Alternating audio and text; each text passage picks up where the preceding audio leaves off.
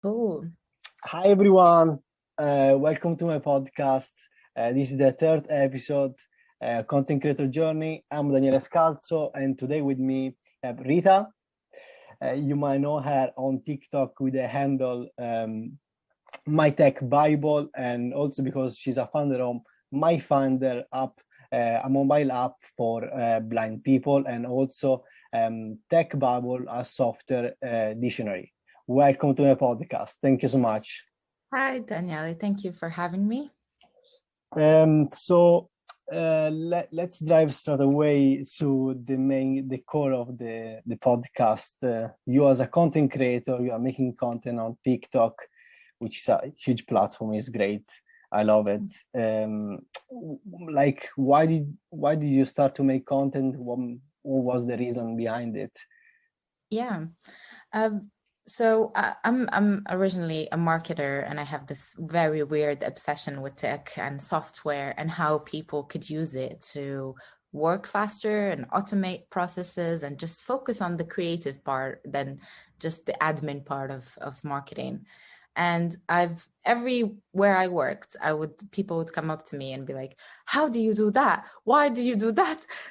Where did you find this? And I'm like, yeah. And then I end up teaching these people about these new places. So it was like a recurring theme. And I was like, how would I find an audience that would want to know about this? Exactly. Is TikTok just for, as a girl, do I have to dance to get my information across? Let's just try it as an experiment. Yeah, so the first weeks I started posting about tools and what they can do and how you could use them.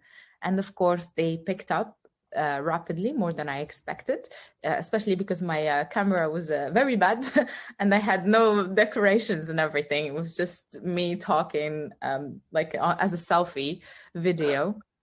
But but with your iPhone, did you have your iPhone? Yeah, just from the front camera. Okay. Yeah, then I just started recording, and people really liked the content and were asking for more. Wow. And that's how it really went. And since I started working, I had this Excel sheet. I'm a very, very organized person. It's like which is your quality. It becomes part of my identity now. But every time I had a tool that I really liked, I would put it in an Excel sheet and say what it does, and then I'll put it. And then I ended up with like this list of tools that they can use that I used to share with my other coworkers in the past and stuff, and my team for the other app, that I already had what to share. So I would be like, oh, today we're doing 3 tools about These this. are basically your content calendar. Is like your content calendar? Exactly. So, yeah, my content calendar is a bunch of things that I'm fascinated about or I use every day that I'll just share to TikTok. But where do you get all this information? Like, do you have like specific website where you find the source, or you are the kind of person that go on Google, type down what you're looking for, and then scroll. You might go to the second page of Google. I don't know. This is scary. That place is very scary. So I actually don't have that patience. That's why I created that AI that answers your questions from the first go. But what I do, so when I wake up in the morning, I have this little nice routine. So coffee, I write down on my journal what I'm grateful for. Yeah. And then I have either the to-do list on that's already done the day before. The mail part, which journal do you have? No, I use just Excel with Eisenhower matrix, and I'm just like, okay, this is important, this is delegatable, this is not. And then in the first hour of the day, I know what I'm doing, I know what I'm grateful for, and then I need to finish my coffee. So I would go and read the news. So I have TechCrunch about startups. I'm very interested in investment, so that's why I like for my own startup. So I go read that. I go to Product Hunt, so I can see all of the new startups that come in, and as well as our launch that has been there for a minute. What else I check? I get also a lot of newsletters that are really rich in information because they're by high experts. Like, for example, I follow a bunch of people on Twitter who are experts, like Nick Bowl and other names that come in my head now. Anyway, like very, very expert people in their own domain, who then would send weekly newsletters that I would find, and then I would go through them. Those newsletters are so rich in information because they're experts in that one specific field. Not like me. I'm just like, because I'm like a CEO of both my startups. It's like everywhere. I know a little bit about finance. I know about marketing. I know about coding. I know about design, but I'm not like an expert in each of them. So I'm interested in all of them, but I'm not expert in any of them. That's why I need expert. Yeah, so when I find those kind of stuff, I will try it out. I'm like, can my team use this to better our design? Then I'll try it out. If it's good, then I will post something about it. If it's not good, then it's passed by. And when did you start to make content? Do you remember? I think my first video was in December last year or November. I would say November, but I didn't take it very seriously. And I took it seriously starting from January. One of the key things that I was like understanding in TikTok is that in any social media platform, even if you want to post on YouTube, is that you have to be consistent. You have to post 3 to 4 times a day, and you have to post relevant content that has a start and an end and a call to action. And it has to still target that niche that you want, because some people just drive away from the niche. No. It's okay. So do you think it's more important to focus in one niche, or? I think to start, yes, you have to focus in that specific niche. In the future, when your videos start going viral and then you see that other type of content, for example, picked up, like I know for my content, the design content picks up better than when I do about marketing or or engineering. Then now I'm focusing more, about 70% is more about design tools. But then I will try sometimes and just post another video about marketing, see if I follow the same strategy, will it pick up? And then I'm just testing, like A/B testing, just trying things out until now I find, okay, well, if I keep my information short, straight to the point, very clear what it does, and then call to action at the end, not necessarily follow me. I rarely say on my videos follow me, because I think people exactly. I don't. I mean, some people they recommend to do it, but yeah. No, if you like your content, it's quality content, they will follow you. Exactly. Even if you don't mention, but I mean, I don't know. Could be relevant. Some people they say you should do it, but I don't know. Depends. I would say depends. I would say, like, when we post about something, just ask yourself why would somebody be interested in this? Like if you are watching a video and you like it, you actually follow the person. Observe that behavior that you're doing. We're all humans. We all think the same. Exactly. So if you understand why you follow that specific person after you watched a video, then you would understand what you need to do to be able to attract that niche of yours and those followers. Like, I know if a TikToker or someone on YouTube is asking so much, please subscribe to, please leave a notification channel, please, please, please, please. And I'm like, yeah, your content is great, but stop asking me to do stuff. Exactly. I mean, it should not be about me following you. So yeah, I just like it when I'm very precise, straight to the point, and I understand why. For your point of view, is more important the information in the video or the quality of the video? I say the information, but again, 50-50 kind of thing, because I could be saying great things, but if my audio is terrible and it's all blurry, then no one is going to want to watch it. So it has to be great information, but I mean, good quality is not. We all have very, very smart exactly. phones now, so. But as you see on TikTok, I think most of the people that record the video with the iPhone, but some people obviously they're gonna record with the camera, expensive camera. So do you think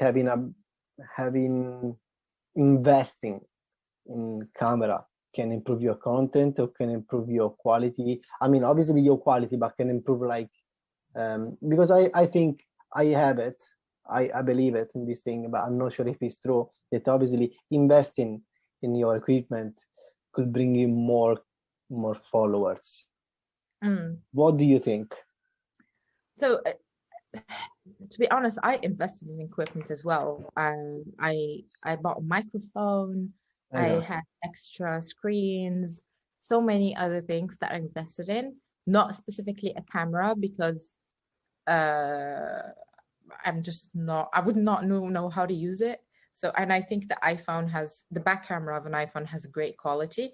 But for someone who knows how to use a camera perfectly to get the perfect quality and lighting and everything, go ahead. Oh yeah, I bought lights, the ring lights, the other lights, because I'm trying to record for YouTube as well. So if you want to take your content from more than one channel, for example, you want to start with you want to test if your content is going to work on TikTok and then move it to YouTube, then I would say yes, invest in a camera and microphones, because you're going to a wider pool of audience. And for that wider pool, the requirements are higher because YouTube, you have to have great quality. People are not going to watch you if you're just recording your selfie phone. Exactly. So, but if you're just, you're thinking, no, I want to focus on maybe just TikTok and go audio, then maybe you should focus on buying a great microphone because you want to take that content and post it in a podcast. And so it's all about where you see your content going, but TikTok stays a great testing platform.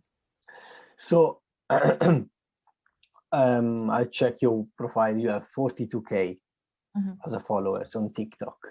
Would you think that would you have the same result on other platform, or do you think that TikTok has a kind of special how can I say special power or special I would say is more open, the algorithm is more open, they allow small content creators to grow? What do you think? TikTok does have a special, and that's why it's different from all of the other social media platforms. It's because it's in infancy. It's very young, so it allows small content creators to grow. I'm not saying that it's going to be like this forever, because it's not. Just like when Instagram started, you were able to see new content creators, and that's how it goes. When they grow to a certain point and there's too many people, you can't see everybody. But since in its first hypes, then yes, you can. So I have a lot of followers who follow me to YouTube and Instagram, even though I'm not focused on them. Because when I wake up and I have on my to-do list, it's just 3 posts on TikTok. I'm not focused specifically on go somewhere. Yeah. And especially this has been, I grew all of those followers from late January. That's when I really started focusing on it. So it's not very long ago. I am sure if I stay in the same consistency, by June or July, I'm going to have 3 times or 4 times that. So you think is 3-4 times away is the only way to grow? Yeah, it's the optimal one, because it's not, because 1 out of those 3 videos is going to go viral.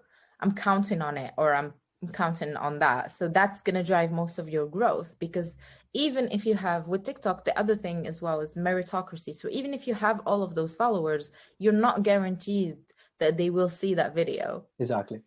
So if you're not pushing as much content out there, and the algorithm says, well, yeah, well, actually this person has high engagement because, well, she posts regularly, I post in different times because most of my followers are, again, you have to look at the data. Most of my followers are US based. So even though I'm based in the UK, which is very weird. Exactly. So I will post for the majority of my followers, I'll post at night. I'll record in the morning, but I'll post at night. I'll schedule it. Wow. TikTok now allows you to schedule Yes. content. And then for my UK followers, I'll post early in the morning, my time. And then for the rest, because I have also Germany, for some reason, I don't understand, I don't speak German.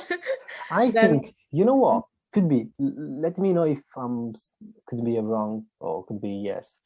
I think AI technology might be there are the audience, people that they live in US and Germany. Probably. Exactly. I did notice that as well. So when I post something that is not relevant, like how to make a side hustle on this platform, then I would get more UK, other countries following me. But then I switched to software and it's US automatically or Germany. So it is that by interest. Probably because in US they are more corporate. They are more big company, so could be that. I mean, which kind of difficulty have you faced as a content creator? So the first one is having the motivation. Oh my gosh, it's true. It's having the motivation to post every day, and especially because I include my face, so I have to be well dressed and everything every day, and to be able to put myself in front of the camera and speak. That's the first thing. The other thing is lives. In order to grow on TikTok, you have to go on lives regularly, and you have to talk about stuff in your lives.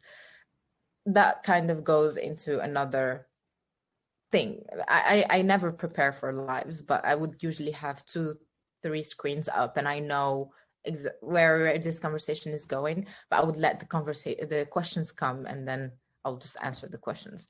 But you do have to have lives, and in order for that to happen, you need a quiet environment, not a lot of noise. And I know it's not a possibility for everybody, especially when you're living with other people, or you have kids or anybody else. So so that's the kind of thing. The other part is one question. How was your first live? Oh my God, it was terrible. It was terrible. I was sweating. I was sorry, what was that? Can you ask me a question? Because I believe, this is my perception. So, okay, you make a video, you make a tons of video, you go viral, okay, and then you are able to make a live, to do a live, but you don't know who's gonna join it, because it's hard to know all your followers. So could be new followers that join the call, so they don't know anything about you apart of checking your profile. So so please tell me your experience as a person. So so my followers know that all my lives are happening in specific times, and I am only having 30 minutes in that live. Good job.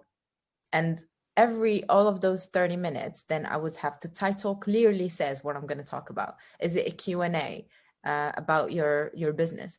Are we going to talk about Bitcoin? Or we're going to talk about AI? But then people come in who've never seen me before, because you see lives in your feed.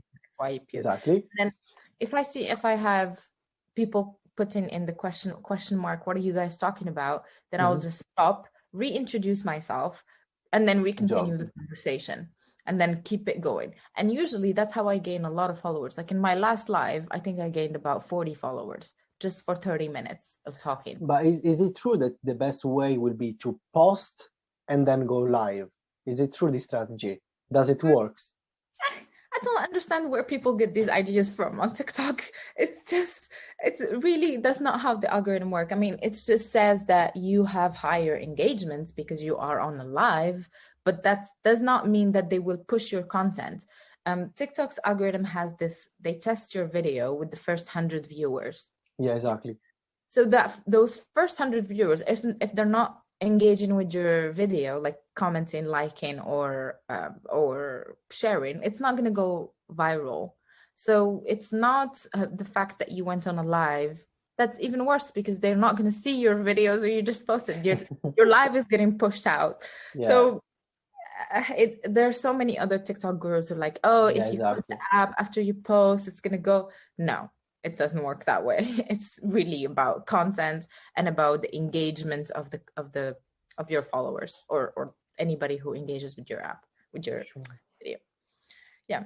The other thing that I wanted to talk about, and this was one of the things that I wish I knew when I started TikTok, because no one is talking about it, is having to deal with the comments, harassments, and bullying when you're gonna go viral. Exactly. Yeah. And not a lot of people are talking about it because they got used to it, so they ignore the comments. But for us small creators, you need to engage, you need to reply to every comment you get so that you're engaging with your followers, especially in the first few months. So having to deal with someone who's for the first time going viral, dealing with those type of emotions is actually a very big challenge, and it lowers your motivation, because then we're as human beings, we don't like being criticized or contradicted. It's true. 100%. And then you put yourself out there in a platform, even if you're an expert on things, people will tell you, no, you don't know anything. We know better. It's true. It's true. Yeah. So how did you deal? How did you deal with negative comments? To be honest with you, it really hurt in the beginning because Really? I was really touched by it. I'm as I told you earlier, I'm an introvert. I don't put myself out there. I'm like very risk averse in terms of being out there with people. And then I realized that these people that are doing this, they're either insecure about something or they don't understand how to use whatever I was talking to them. They're not my niche anymore, and I don't need to focus on them. And then it's a healing kind of Do you reply to them? I reply funny with sarcasm. I do that. Okay.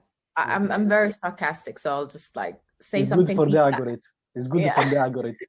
Yeah, exactly. So anyone who goes viral for the first time on TikTok, please don't feel like this is natural. This is normal. Anytime you go viral, people contradict you. So don't feel bad about it and keep going. Exactly. This is true. This is true. One second. So which kind of advice would you give, like apart of those that you gave me right now? Which kind of advice, like knowing what you know now, so after starting from 0 to 42,000 followers, what kind of advice would you give to young content creators that they are struggle to grow, they don't know what to post, or they are afraid, they have lack of motivation? What advice would you give to them? Yeah, so the first thing is only post things you want to be known for. Okay. This is great advice. Yeah, I see a lot of kids, they just try to, I'm going to do this dance, and no, it's your name associated with that video that you posted. So I'm not trying to say this adds to the fear, but it actually gives you correct clarity. Or what do I want to be known for? Do I want to be known for dancing? Do I want to be known for entertainment and comedy? Do I want to be known in my expert in the field? Once you know that, everything else becomes easy, because the content you're generating is already something that you're really interested in, or is pouring to another goal that you have, either in landing this job in, I don't know, marketing, or having starting a business in this.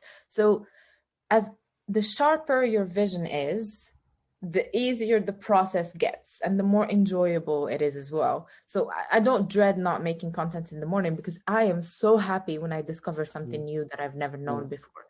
And then I'm happy enough to share it, because I enjoy making that and saying to people, look what I found. Let's all know what I found.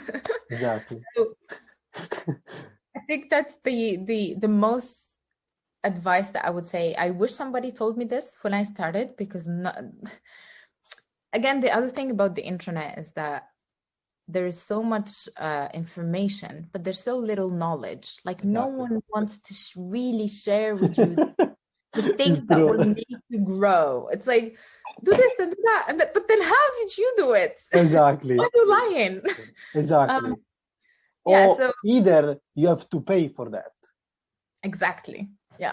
You have to pay for the content. And this is what's pissing me off about the internet. And this is why I created that AI. So no more of this. It's literally an AI trained on the whole internet who's answering your questions directly in 1-2 answers, not 16, not 6 million. Exactly. Yeah. It's 100% true. 100% true. Yeah. Actually, it's not my field. I don't know anything about it. But my girlfriend, she has this app called Flow. It's basically sorry, it's a kind of topic. You know, your girl, you have your period for a month. Yeah. And anyway, she was using it and I was watching. They have this okay, it's amazing. Ask a question. I don't know if you have tried, but if you have the chance to install the app and then you ask like with a lot of questions, but it's very clear, it's very well done. Yeah, I use some kind of apps like that. The Apple one is also good. And I saw Flow on TikTok. They were advertising a lot on there, which is really great marketing strategy. Yes, it's great. Even because they have also within the apps stories. Okay. So knowledge. So you might know research, they study women, different research. So obviously to get more information, you need to pay it to have a plan. But it's cool that within the app you have stories. Oh, that's which is great. Yeah. That's really cool, yeah. And for the last question, when you make content, obviously you enjoy the process of sharing your knowledge, right?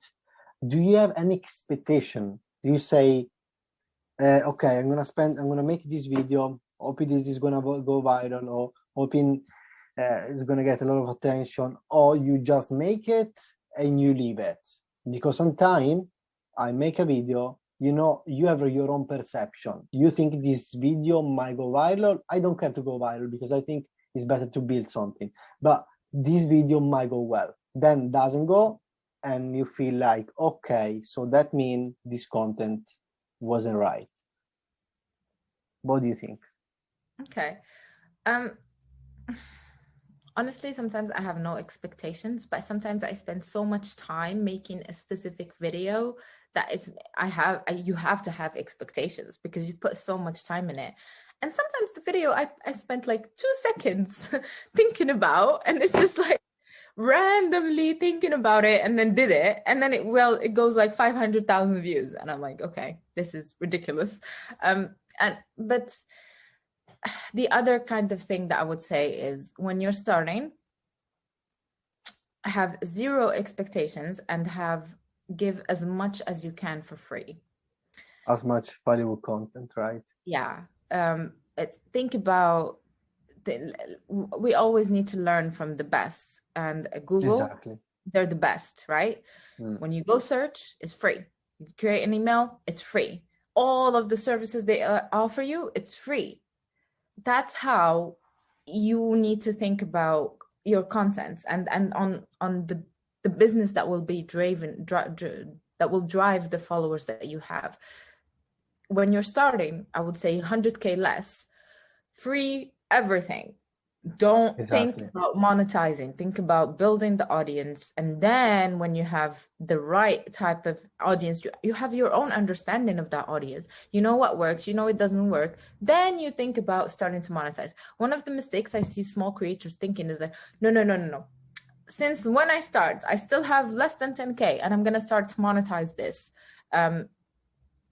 It could work. I mean, it's not like it's a bad thing, but Exactly. you will be known as, you will have no trust with your followers or your audience. You will not inspire them because you're not giving them things that will get that feeling inside of them that this person is great or I need to trust this person. You are not building a brand. You're just doing a one quick sale that will last in the next 6 months and then you will die as a content creator. Exactly. Yeah. So don't be shy to give free everything. It's true. And then monetize. Yeah. More or less like Gary Vee. He give us like the best tips. Exactly. When Gary Vee started, he did nothing for money. He was just talking to people and didn't have anything behind it until he started creating his agency. And he still gives advice for free. Exactly. Every day, basically. Every day, daily. Exactly. So we should always look up to the ones that are far ahead from where we want to be and then apply what they're doing. Not everything. Sometimes people do something wrong, but the best strategies they have, reapply them at a very early stage. That's what will promote growth. 100%. 100%. I don't have any other question. Thank you so much. First of all, thank you so much for being here.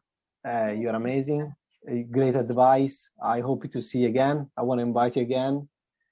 Yeah, you know a lot, so it's great. Welcome to my podcast again. Thank you so much. Thank you so much for having me, and great. One second. How they can find you? Which you handle on Instagram and TikTok? Yeah, MytechBible on all of the platforms, Instagram, TikTok, and everything. One of the things that we could talk about next time is Clubhouse. We did not talk about Clubhouse. Exactly. We can talk. Yeah, exactly. Let me write it. To be honest, we should talk about Clubhouse because it's the new deal in terms of social media as well. So, do you have a channel? Yes, I started again the Tech Bible channel on Clubhouse where I just. Do you have the club? Do you have the club or no, you just open the room? No, just rooms where I speak to different people in different industries about tech. Okay, interesting. It's interesting for networking and growing a very niche audience. Clubhouse is really cool. Yes, I totally agree. I hope that Twitter and Facebook, they're not gonna steal it. They're not gonna steal it because they want to copy that. I think I heard of it. So they have first mover advantage. Exactly. I don't think so. Anyway, thank you so much again, Ghita, and we will see you again. We will see you again for sure. Thank you so much. Okay, thank you. Bye.